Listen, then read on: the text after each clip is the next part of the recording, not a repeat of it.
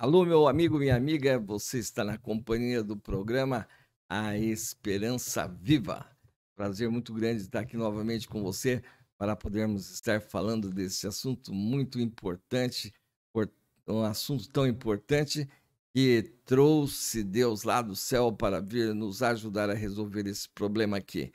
E por isso, então, é sempre um motivo de grande alegria reencontrar você para podermos estar conversando sobre esse assunto que, se resolvido o mais rápido possível na nossa vida, traz muita paz, muito equilíbrio na nossa vida, traz uma satisfação tremenda para vivermos a nossa vida, uma vida realmente abundante, conforme Jesus disse. Eu vim para que vocês tenham vida e vida abundante. E é isso que nós precisamos estar encaixando a nossa vida para podermos estar realmente vivendo de forma feliz e enfrentando as lutas e as angústias ou qualquer outra coisa que possa vir, com toda a fortaleza, resistindo, superando e assim estarmos sempre vivendo vitoriosos. E é nesse ponto que Jesus quer que nós vivamos e para podermos realmente poder testemunhar dele a outras pessoas que ainda não o conhecem,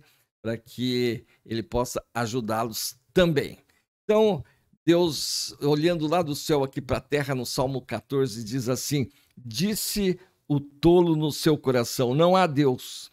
Tem-se corrompido, fazem-se abomináveis em suas obras, não há ninguém que faça o bem. O Senhor olhou desde os céus para os filhos dos homens, para ver se havia algum que tivesse entendimento e buscasse a Deus.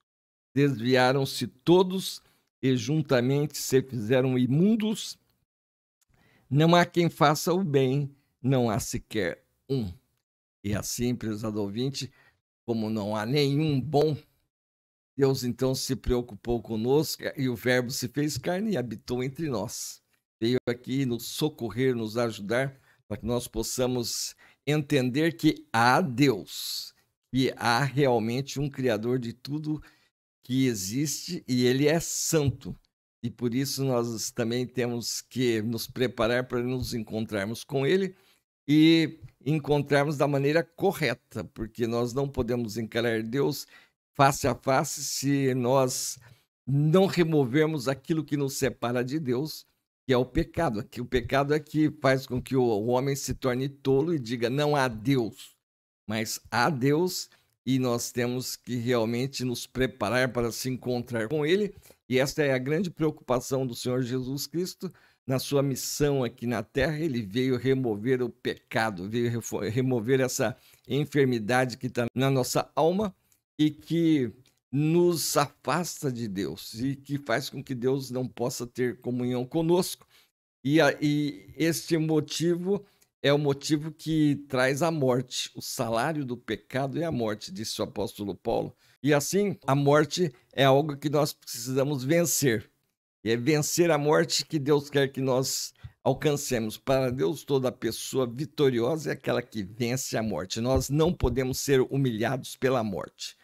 Nós é que temos que humilhar a morte. E é isso que Jesus veio aqui fazer quando ele aqui então entrou na face da terra, gerado pelo Espírito de Deus, nasceu sem pecado nenhum e veio aqui enfrentar o príncipe deste mundo, aquele que iludiu os nossos primeiros pais para que pecassem, e agora então ele vem aqui entrando dentro desse sistema que jaz no maligno. Esse sistema que nós vivemos é um sistema que é da mente do maligno.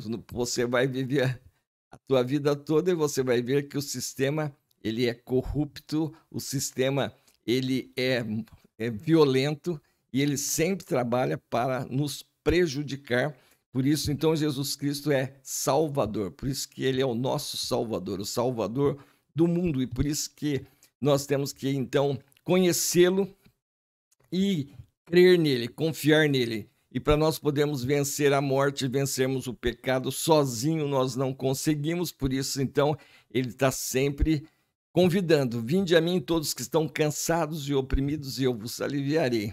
Tomai sobre vós o meu jugo, aprendei de mim, que sou manso, humilde de coração, darei descanso para as vossas almas. Então, a vitória tem que ser alcançada, prezado amigo, prezada amiga, antes de nós partirmos daqui para a eternidade. E isto que vai realmente fazer a grande diferença na nossa vida, quando nós já temos essa convicção de vida eterna, convicção de termos vencido a morte. Nós não podemos ir para a eternidade sem termos resolvido esse problema, porque se nós entrarmos lá sem resolver o problema, nós entramos carregando os nossos pecados e aí então nós estamos completamente afastados de Deus.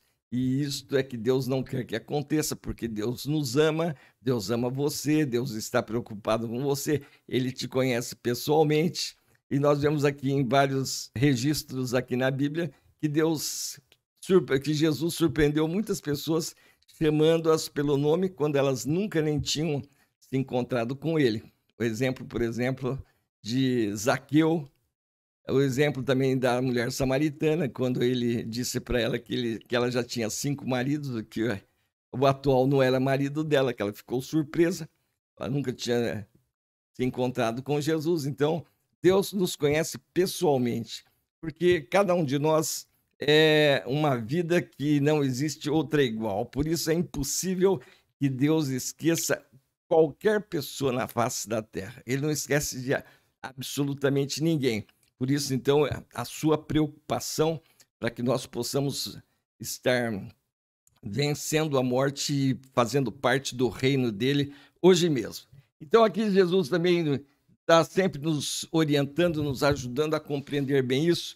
E lá no Evangelho de Lucas, capítulo 14, dos versículos 31 a 33, ele fala uma parábola que está registrado da seguinte maneira: ou qual é o rei que, indo para combater outro rei, não se assenta primeiro para calcular se com 10.000 homens poderá enfrentar o que vem contra ele com 20.000?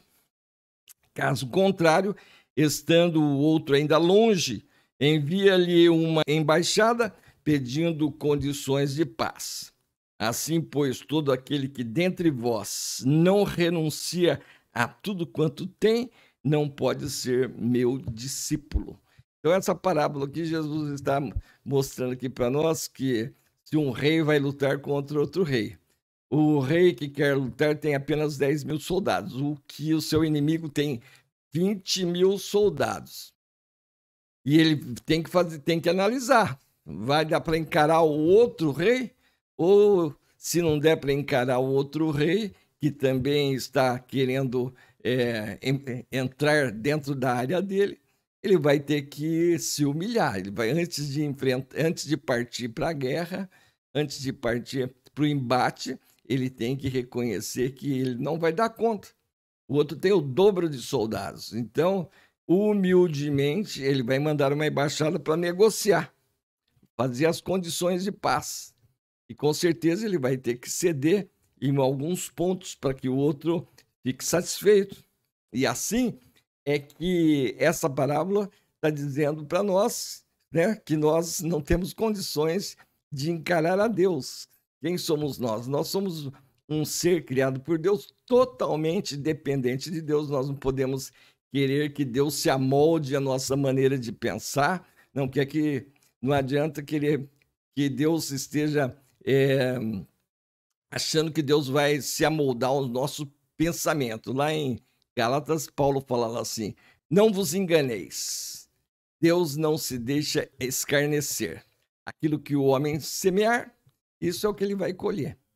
Então, Deus não se deixa escarnecer, significa que ele não vai se deixar levar pelos nossos próprios pensamentos, porque os pensamentos de Deus são muito mais altos do que nós. Portanto, prezado amigo, a situação é o seguinte: nós devemos reconhecer a nossa situação de pecadores, e como pecadores nós estamos afastados de Deus, e nós precisamos se reconciliar com Deus, precisamos remover a enfermidade do pecado, e nós dependemos totalmente dele. Foi isso que Jesus veio fazer por nós. Ele veio aqui sofrer a punição dos nossos pecados, das ofensas que nós cometemos a Deus, e ele fez isso de forma perfeita, ali na cruz do Calvário. Ele morreu sem pecado nenhum, e a prova de que ele fez uma obra perfeita, nos substituindo ali, é que ele ressuscitou, ele voltou à vida provando para nós que a vida não termina aqui, a vida continua.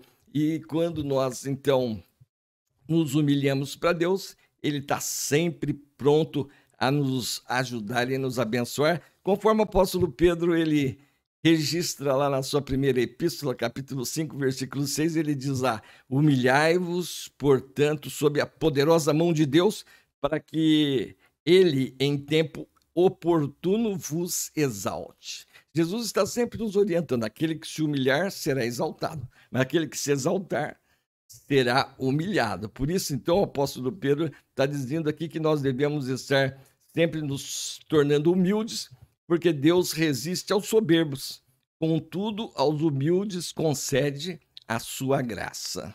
A graça de Deus é a salvação, a vida eterna, que Ele oferece através de Jesus Cristo, né? Por isso também está registrado ali na palavra de Deus: aquele que crê no Filho tem a vida eterna, mas aquele que não crê no Filho não verá a vida, mas a ira de Deus sobre ele permanece. Por isso, então, a importância de receber a graça. A graça é a salvação, a purificação dos nossos pecados pelo sangue de Cristo, para nós podermos estar assim removendo, para que os nossos pecados sejam removidos por Cristo e nos colocando diante do Pai.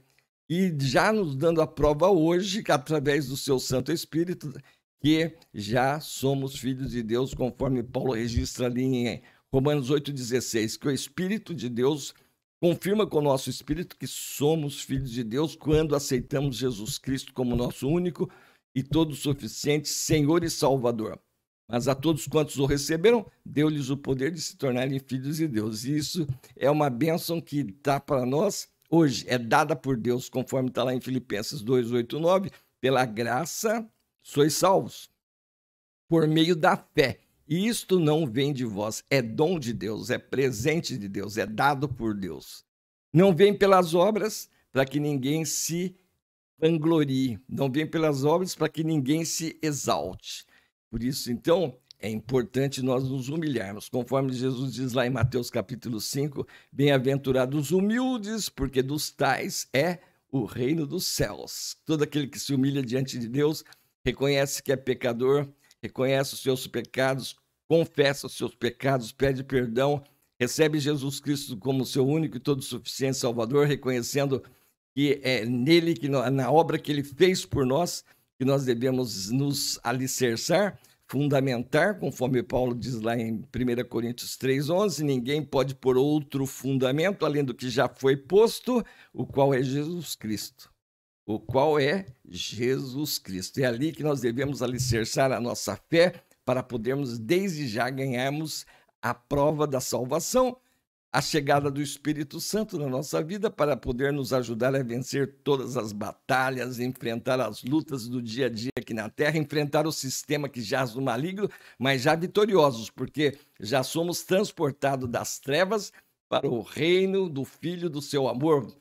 Já somos transportados, já passamos a viver no reino de Deus, mesmo estando aqui ainda na Terra, no meio desse sistema terrível. É esta a nossa luta, a nossa batalha, para que você realmente sinta a alegria da salvação, a esperança da vida eterna e aguardar a volta do Senhor Jesus Cristo sem nenhum tipo de resistências. Aguardar de encontrar com Ele o nosso Salvador, aquele que maravilhosamente viveu e morreu por nós. Que Deus abençoe você e que você faça já a sua entrega da sua vida para Jesus, para que Ele realmente possa fazer a grande obra de colocar você dentro do reino de Deus, para a honra e glória de Deus Pai. Amém. Espero que você se inscreva aqui no nosso programa, deixe aí o seu like, gostei, não gostei, comente, compartilhe. E você que já conhece bem a linguagem do Evangelho, que você já passou pela experiência do novo nascimento, espero que você se associe conosco aqui para divulgar o programa, se torne o nosso sócio em ganhar almas para Cristo. E devemos estar sempre trabalhando para que o número de salvos aumente aqui no nosso país. A grande solução para que o nosso país realmente seja uma nação bem-aventurada, cujo Deus é o Senhor, é trabalhar para que o número de salvos esteja aumentando. Quanto mais pessoas salvas aqui, mais Deus cuidando dos seus filhos e conforme diz Salomão lá em Provérbios capítulo 21, ele remove o coração do rei para onde ele precisar. Deus abençoe você, espero encontrar você no próximo programa. Até lá!